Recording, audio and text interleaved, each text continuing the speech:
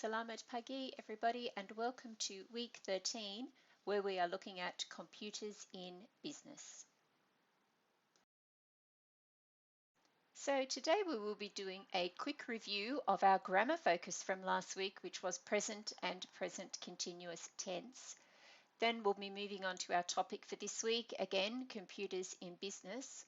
And our grammar focus is going to be modality and how to use modal verbs. In our review, present and present continuous tense. Present tense is describing something that happens now and that happens regularly. And present continuous tense is describing what is happening at that exact moment. So it's happening as you are talking or as you are writing. Here are a couple of examples of using present tense and present continuous tense. So this sentence, I study at the university, it's something that I do all the time. That is written in present tense. If I change that to present continuous tense, it will be I am studying at the university. So in present continuous tense, I just added the ing to the verb and put in am, so I have a present participle of the verb. Another example, present tense, he gets good grades. Now you notice that this time I am in the third person singular. So I'm talking about someone else, but only one person. So that means that I need to make the verb a plural because that is the rule in English. So the sentence is, he gets good grades. If I wrote he get good grades, that would not be right because that's not how we speak in English. He gets good grades. And in present continuous tense, that would say he is getting good grades because it's something that he is doing right now. When we are writing in the present continuous tense, you know that we have to use one of these little verbs before we use the regular verb and add the ing. So we either need am, is, or are. So if I am writing in first person singular, I would say I am, and then the rest of my sentence. Second person singular, I would say you are. So I'm using are as my little word there because that's what the rules are. And third person singular, he is, she is, it is, because we're only talking about one person or one thing, so we use the word is before the verb. And present continuous tense for plurals, we always use are. So first person plural, we say we are. Second person plural, we say you are. And third person plural, we say they are. And so most of the time you can see we're using are, but sometimes we need to use am. And when it's third person singular, we use is. All right, our warm-up activity and questions for this week. Our first question is, what are the risks of online shopping? I'd like you to think about what risk is involved in online shopping and how can consumers, that means shoppers, protect themselves online. So what sorts of things can we do to make sure that our financial information is safe when we are shopping online? If you could write your answers in the comments below, that would be great. Our warm-up activity for this week is a question for you. What do you think? Who is responsible for making sure online shopping is safe? Should it be the responsibility of the online store to make sure that their site is safe? Or is it the responsibility of the shopper or the consumer? Is it up to them to make sure that they are keeping themselves safe? So there is no right answer. I'd just like to know what you think. So if you could write that in the comments, what do you think? Whose job is it to keep everybody safe online? Is it the job of the shop owner or is it the job of the consumer? Okay, our reading this week is about cybersecurity and the reading is called The FBI has issued a warning about a scary new online shopping scam, and you could be the next target. So you can tell from the title that they really want you to read this reading because it's going to give people advice about how to keep themselves safe online. So the link for the reading is in the comments below. Like always, I'd like you to highlight any words that are a little bit tricky or you would like some help with when pronouncing them. And when we have our practicum on Thursday, you'll be able to type those into the chat and we can practice saying them then. And don't forget from a couple of weeks ago when we learned about skimming and scanning, try to use your scanning technique when you are doing the comprehension questions. So identify those keywords and then scan through your reading to find them. Here are our questions for the week. There are 8 questions. Please make sure you answer them in full sentences and make sure that you get your answer from the reading. All of the information that you need to answer these questions is in the reading. Okay, we also have a vocabulary activity this week. So there are 13 different terms here. E-skimmed, information, two-factor, recommends, cautious, experts, card, generate, cyber criminals, money, virtual, and consumers. Now, last one is agree. What we need to do is make sure that you understand those words because you're going to need to use them to complete the next activity, which is this passage. Now, this worksheet is linked in the comments below, so you'll be able to get a hold of the worksheet there. And everywhere there is the space in the line, you need to choose one of the words that were on the previous slide to fit in there to make sure that the passage makes sense. So you don't need to write out the meaning of all of those words, you just need to use them in the right place. And download that worksheet from the comments below. Okay, now we're going to have a look at our grammar focus for this week. And this week we are looking at modality. So modality is an interesting topic because it's about how a speaker or a writer shows their attitude about a topic or a subject. And the way that we do that is by expressing certainty, possibility, willingness, obligation, necessity, and ability.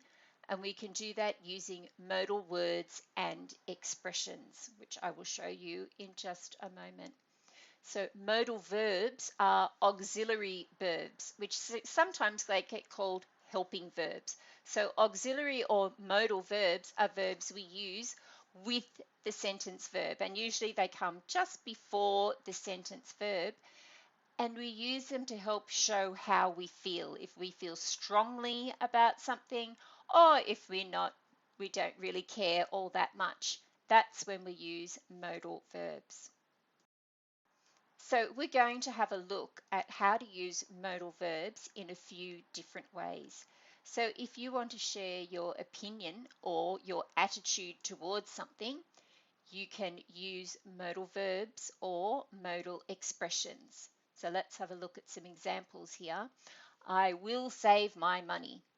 So this is something that I say to myself all the time. So you can see I will save. It has a stronger feel to it than if I just said I save my money.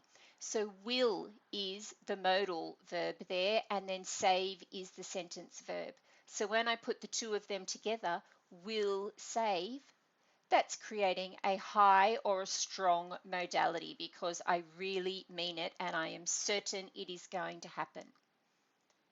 So if I were to write my second sentence, I ought to save my money, ought to save isn't as strong as I will. Ought to means I probably should and I'll try, but it's not the same as will. It means it will probably happen, but maybe it won't. So there is ought to is my modal verb and save is the sentence verb. So when I say ought to save together, that's moderate modality. It's not very strong, but it's not weak either. It's kind of in the middle, where I'm thinking I really ought to try and save my money. Now, if I write this sentence in low modality, I could write I could save my money. So could is the modal verb and save is the sentence verb. So I could save my money probably means that I could save it, but I will probably spend it. So that one is a low or a weak modality. So when you look at those sentences, you can see the first one is very strong. I will save my money. The second one, I ought to save my money, isn't as strong, but it's not weak either. It's kind of in the middle. And I could save my money. That's low or weak modality. So that is how I'm using modal verbs for an opinion or an attitude. Another way to use modal verbs is to give someone advice or directions. So we use our modal expression and modal verbs. Again, we can have strong or high modality down to low or weak modality. So here's an example. You must save your money. So must is the modal verb and it's right before the sentence verb. You must save your money. So the word must means that you have to do it. So if I put them together, you must save your money. That is high or strong modality. So my advice is this is what you have to do. So the next example, you should save your money. Should is the modal verb. And there we have save as the sentence verb. And that one isn't as strong. It's not like you must save your money. I'm only saying you should save your money, which means you probably will, but you might not. So it's in the middle again. So that's a moderate modality. So not high and not low, but in the middle. And then our low modality, you could save your money. So could is the modal verb and save is the sentence verb. You could save your money, but that's a low modality because I don't really mean it and I don't feel very strongly about it. So we've got low or weak modality. So high, you must save your money. Moderate modality, you should save your money. And low modality is you could save your money. Another way we can use modal verbs is to state a fact or control an action.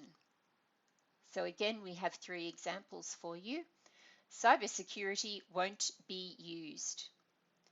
So won't is the modal verb there, and won't is the same as saying will not. It's just the short way of saying it. Cybersecurity won't be used. Be used is the verb in the sentence. So we're saying it won't be used. So that's a high modality because I'm not saying maybe we'll use it. It won't be used. So that's a high or strong modality. If I wanted to go for a moderate modality, I would say cybersecurity shouldn't be used. So here, shouldn't, which is the same as should not, is my modal verb, and be used is my sentence verb. So cybersecurity shouldn't be used. That's a moderate modality. I don't feel as strongly about that one. And then in low modality, I could have cybersecurity might not be used. So might not is my modal verb and be used is the sentence verb. So that one is low because I'm saying oh, maybe, but it might not. It's not the same as won't be used. So that is a low or a weak modality. So cybersecurity won't be used is strong. Cybersecurity shouldn't be used is moderate, and cybersecurity might not be used is low modality. Because you can have modality that is in the positive, this is what you must do, But it can also be, as we have here in the negative, this is what you should not do or will not do. So you can have modality in the negative and in the positive. Another way we can use modal verbs is to make an offer or a request. So here's our sentence: shall I help with your assignment? So that's a high modality because I am saying this is what I need to do. Shall I help with your assignment? That's my offer to you, and shall is my modal verb and help is my sentence verb. So that one is a high or a strong modality. Shall I help with your assignment? If I'm not so sure whether or not I should help and it's a moderate modality, I'll say, should I help with your assignment? Because I'm not sure. So should is the modal verb, and help, of course, is the sentence verb again. And that one is a moderate modality. And the low modality, where I really don't know if I should help with your assignment, is might I help with your assignment? So might is my modal verb, and there's help as my sentence verb. So might I help with your assignment is low or weak modality.